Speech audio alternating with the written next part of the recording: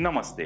3F vertical position में 10 millimetre thickness के mild steel plate पर ओपन कॉर्नर जॉइंट के सेशन में आपका स्वागत है। चलिए इस सेशन के उद्देश्यों को देखते हैं। इस सेशन के अंत में आप निम्न के बारे में बता पाएंगे। ड्राइंग के अनुसार जॉब को तैयार और सेट करें, इलेक्ट्रोड, करंट और पोलैरिटी को सिलेक्ट करें, शॉर्ट आर्क और टैक वेल्ड को सेट करें, रूट, सेकेंड और थर्ड वीविंग रन्स को अपवर्ड डायरेक्शन में डिपॉजिट करें, सरफेस डिफेक्ट्स के लिए साफ और निरीक्षण करें। एमएस प्लेट पर ओपन कॉर्नर जॉइंट के लिए उपयोग किए जाने वाले टूल्स और उपकरण निम्न हैं। 10 मिलीमीटर थिकनेस के दो माइल्ड स्टील प्लेट्स, E6010 या E6011 जैसे उपयुक्त वेल्डिंग इलेक्ट्रोड के साथ shielded metal arc welding SMAW, metal files, clamps, welding table, wire brush और चिपिंग हैमर।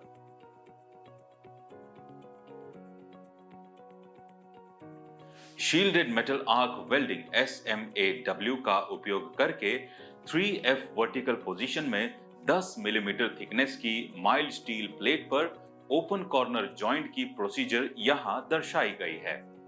पहला स्टेप, वायर ब्रश का उपयोग करके दो माइल्ड स्टील प्लेट्स को साफ करना है। वेल्डिंग के बाद बेहतर फ्यूजन के लिए प्लेट्स में स्क्वायर एजेस को तैयार करें। वेल्ड किए जाने वाले दो पीसेस को 90 डिग्री एंगल में वर्टिकल पोजीशन में रखें और उन्हें क्लैंप का उपयोग करके कसकर पकड़ कर रखें। बाद में 1.5 से 2 मिलीमीटर का एक यूनिफॉर्म रूट गैप बनाए रखें और दोनों प्लेट्स को एक साथ टैक वेल्ड करके प्लेट्स के भीतरी फलकों के बीच 87 डिग्री का एंगल बनाए रखें। वायर ब्रश का उपयोग करके जॉइंट को अच्छी तरह से साफ करें। अब हमें जॉइंट को वर्टिकल ऊपरी दिशा में वेल्ड करना होगा। उसके लिए हमें वेल्डिंग के 3 लेयर्स प्रदान करने होंगे। वो निम्न है: रूट रन, इंटरमीडिएट रन और फाइनल रन। पहले हम रूट रन से शुरू करते हैं।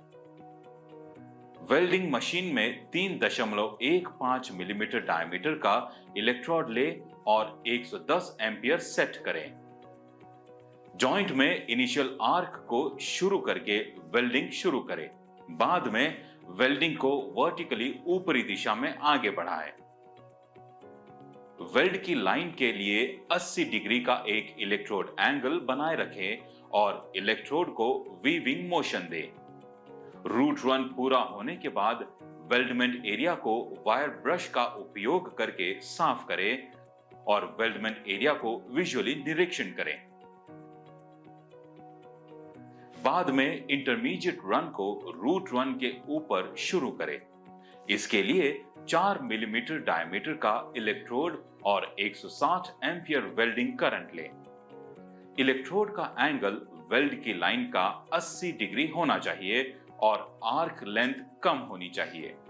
इंटरमीडिएट रन पूरा होने के बाद वेल्डमेंट एरिया को वायर ब्रश का उपयोग करके साफ करें और वेल्डमेंट एरिया को विजुअली निरीक्षण करें। बाद में इंटरमीडिएट रन को फाइनल रन के ऊपर डिपॉजिट करें। इसके लिए 4 मिलीमीटर डायमीटर का इलेक्ट्रोड और 160 एम्पियर वेल्डिंग करंट लें। उसी वेल्डिंग एंगल को बनाए रखें जैसा कि पिछले रन में इस्तेमाल किया गया था। फाइनल रन पूरा होने के बाद वेल्डमेंट एरिया को वायर ब्रश का उपयोग करके साफ करें और वेल्डमेंट एरिया को विजुअली निरीक्षण करें। चलिए चर्चा किए गए मुख्य पॉइंट्स का पुनर्कथन करें। माइल्ड स्टील प्लेट्स पर स्क्वायर एजेस को तैयार करें और दो पीसेस को 90 डिग्री के एंगल पर वर्टिकल पोजीशन में वेल्ड करने के लिए रखें। वेल्डिंग मशीन में 3.15 मिलीमीटर डायमीटर का इलेक्ट्रोड ले और 110 एम्पियर सेट करें। दोनों प्लेट्स को एक साथ टैक वेल्ड करके प्लेट्स के भीतरी फलकों के बीच 87 डिग्री का एंगल बनाए रखें। रूट रन, इंटरमीडिएट रन और final run open corner joint में वेल्डिंग के 3 लेयर्स हैं। प्रत्येक रन में वायर ब्रश का उपयोग करके वेल्डमेंट एरिया को साफ करें और अंत में वेल्डमेंट एरिया को विजुअली निरीक्षण करें।